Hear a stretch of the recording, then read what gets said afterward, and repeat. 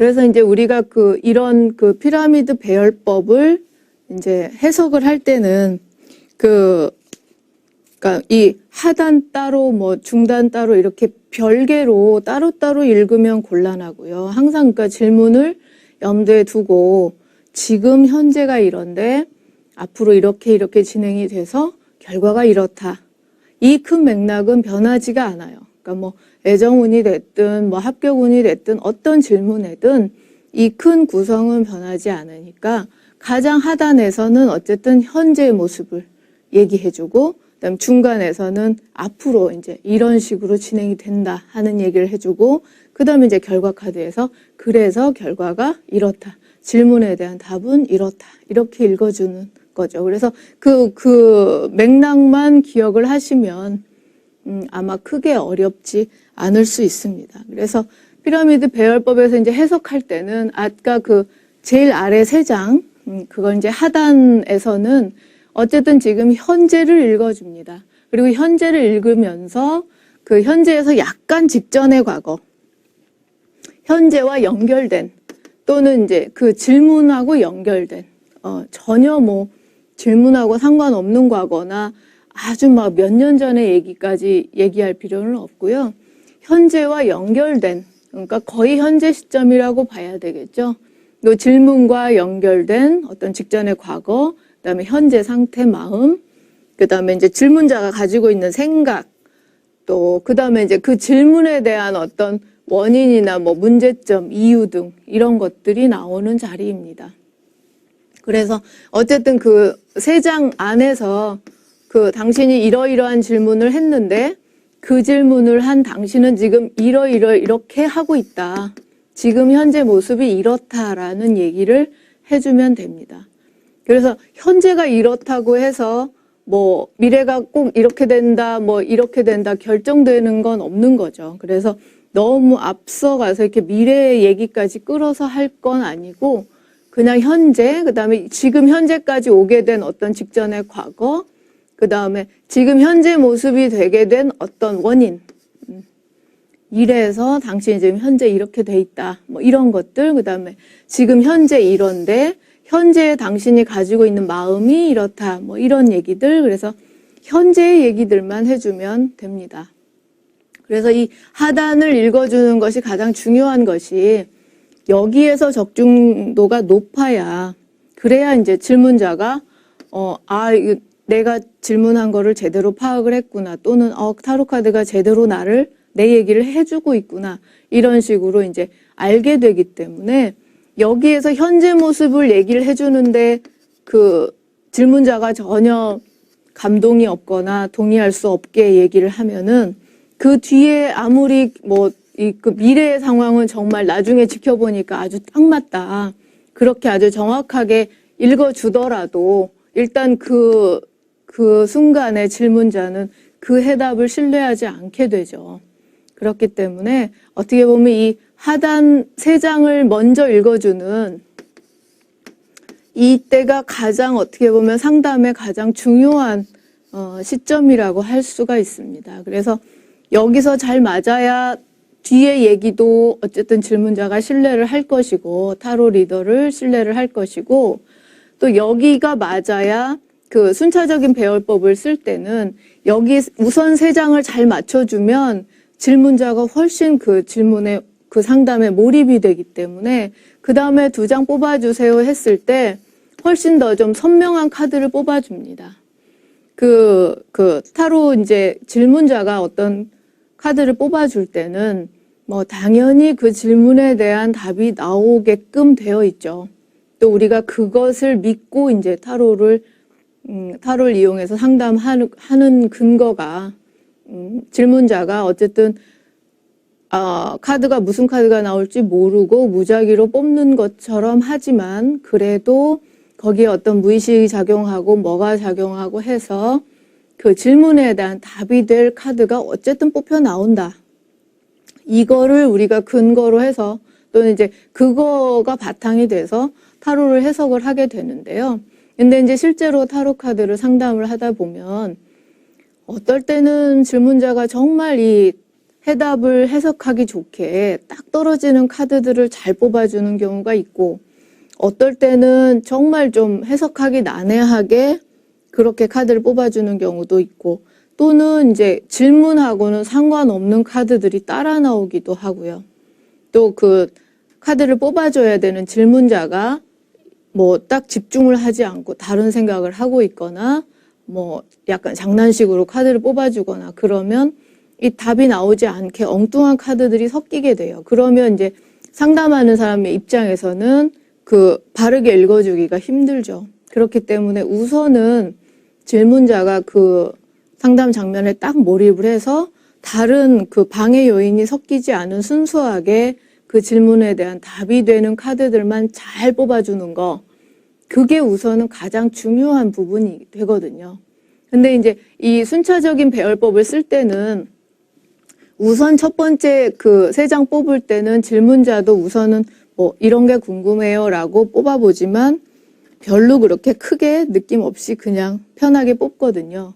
그랬는데 자기가 얘기하지 않은 부분이나 자기의 현재 속마음이나 이런 것들을 정확하게 읽어주면 이거 잘 맞는구나. 이거 진짜 타로 카드가 내 문제를 알고 있나 보다. 뭐 이런 생각을 하게 되기 때문에 그 다음에 이제 2장 더 뽑아주세요 했을 때는 정말 집중해서 신중하게 뽑게 되거든요.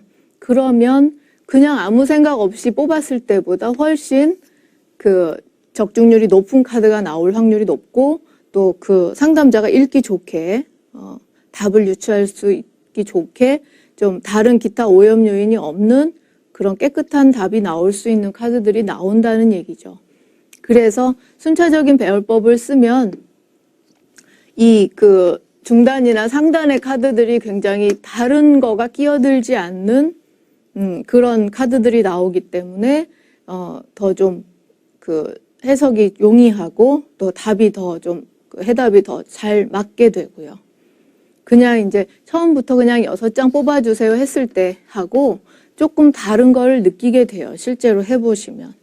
그래서 그 이제 실제 상담 장면에서 하다 보면 질문하시는 분이 자기는 이제 집중했다고 하지만 그래도 뭔가 다른 여러 생각하면서 그냥 카드를 뽑거든요. 그러면 그 중에 이제 제대로 질문과 관련된 카드도 있지만 아닌 카드도 섞이고 이런 식으로 나오는데, 그 이제 순차적인 배열법을 써서 여기 하단에서 지금 적중률이 높은 경우에는 여기에서 정말 필요한 카드만 딱딱 나오는 그런 경향이 더 높습니다. 근데 이제 반대로 이렇게 했는데 여기서 안 맞으면 적중률이 낮으면 이제 뭐 문제가 되는 거죠.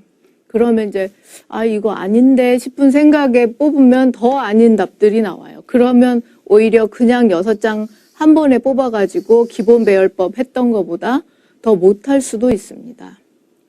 그래서 처음에는 그 기본 배열법을 사용을 해서 연습을 많이 하시고, 그 다음에 이제 이 순차적 배열법을 좀 써보시면 아마 이제 조금 다르구나 하는 거를 많이 느끼시게 될 거예요. 그래서 지금 이 하단에서는 이 하단에 구성되는 카드하고 어떻게 해석할 것인가 이런 것들이 이 차지하는 비중이 상당히 높고 좀 굉장히 적중률을 요한다 하는 부분이라 할 수 있습니다.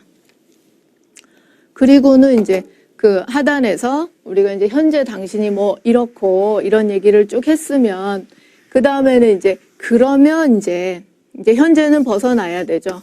이거는 지금 현재는 그 질문에 지금 처해 있는 상황이기 때문에 여기서는 아직 답이 나올 수 없는 거고, 지금 이제 이러이러한 상황인데 현재 이렇다는 건데 그러면 이제 앞으로 어떨지 보자. 그래서 이제 중단을 구성하게 됩니다. 그러면 이제 여기서 현재에서 출발을 해서 어쨌든 미래의 시점이에요. 앞으로. 그렇지만 이거는 결과는 아직 아니죠. 결과로 가는 어떤 과정입니다. 그래서 이게 딱 결과는 아니고 결과로 가는 어떤 과정 분위기 이런 거라는 거를 좀 명심해 주셔야 돼요. 이거를 결과라고 생각하거나 여기서 미리 결과 얘기를 해버리면 여기서 달라지는 경우가 많아요. 물론 이제 여기 결과 카드까지 보면서 결과를 미리 짐작해서 이렇게 연결해서 얘기해 보다 보면 여기를 마치 결과인 것처럼 얘기하기가 쉬운데 여기는 아직은 결과 그 자체는 아니고 가는 중이다라는 것만, 과정이라는 것만 얘기해주는 부분입니다. 그래서 현재를 떠나서 어쨌든 앞으로 이렇게 펼쳐진다는 얘기들을 해주고, 그 다음에 내가 질문한 거에 대한 어떤 결과가 나오기 위한 어떤 모습들, 그리고 이제 이렇게 하면 결과가 된다라는 타로 카드의 조언이 나오는 경우도 있습니다. 그래서 그 일을 무슨 일을 할 건데 성공할까요? 라고 물었을 때 그 일을 성공시키려면 이렇게 해야 이렇게 된다 라는 어떤 조언이 나오는 경우도 많습니다.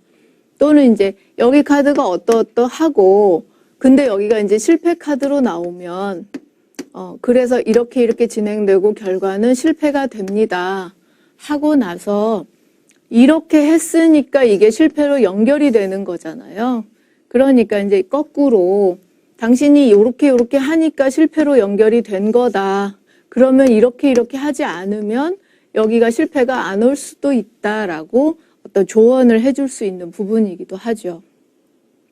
그래서 가끔 이제 시험운, 합격운 같은 거 물어봤을 때, 이제 실제로 여기가 막 공부를 안 한다, 노력을 안 했다, 이런 식으로 나오는 경우도 있고, 또는 지나치게 긴장을 했다, 실수를 했다, 이런 얘기들이 나오는 경우도 있어요. 그래서 그렇고 나서 여기가 실패, 불합격으로 나오면, 이제 다시 역으로 요렇게 해서 불합격이 나왔으니까 너무 긴장하지 말고, 그다음에 시험에서 실수가 있을 수 있으니까 최대한 실수를 줄이도록 하고, 그다음에 공부를 많이 안 해서 이렇게 된 것 같으니까 지금 이거는 어쨌든 앞으로 일어날 일이잖아요. 발생한 일이 아니고.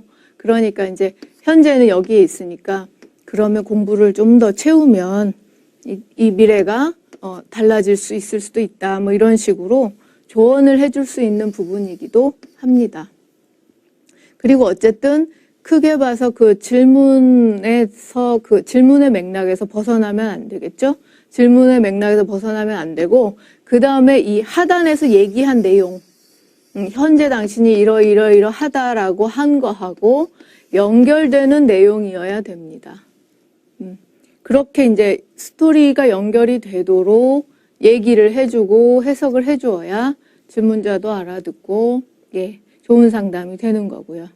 그리고 이제 어떤 이런 카드 펼쳤을 때 어떤 한 카드에 그 카드를 보고 얘기할 수 있는 키워드는 굉장히 여러 가지잖아요. 근데 그 여러 가지 중에서 어떤 거를 내가 선택해서 얘기를 해야 될까 하는 그 기준이 하단에서 얘기한 내용이 됩니다. 그래서 하단에서 지금 현재 당신이 이러이러하다라는 얘기를 읽어준 다음에 그거의 기준으로 해서 그거에서 연결되는 키워드를 여기서 고르면 되는 거죠.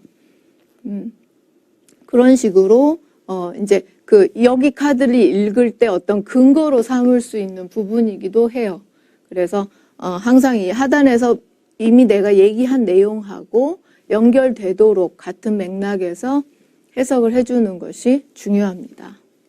그리고 이제 마지막으로 맨 위에 한 장 카드가 이제 결과 카드가 되죠.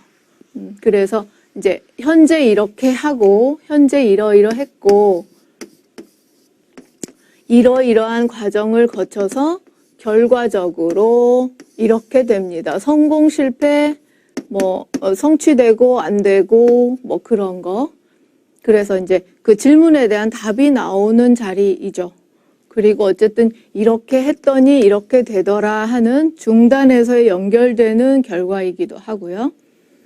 상단을 해석해 줄 때도 물론 중요한 거는 질문의 맥락에서 벗어나면 안 되겠고 중단과 연결해 주면서 하단과도 동떨어지지 않아야 되겠죠. 그래서 하단, 중단, 상단의 해석이 이 상담자가 얘기해 주는 그 내용이 하나의 연결이 돼야 되는 것이 가장 중요합니다. 하나의 스토리로 구성이 되도록 해석해 주는 것이 중요합니다. 그래서 어떤 이런 카드 중에서 이 카드를 보고 내가 무슨 얘기를 할 것인가라고 결정할 때 그 근거로 삼을 수 있는 기준이 이 전체가 하나의 스토리로 구성이 되느냐, 질문의 맥락하고 연결이 되느냐, 그 안에서 내가 이 카드를 해석을 해주면 되는 거죠.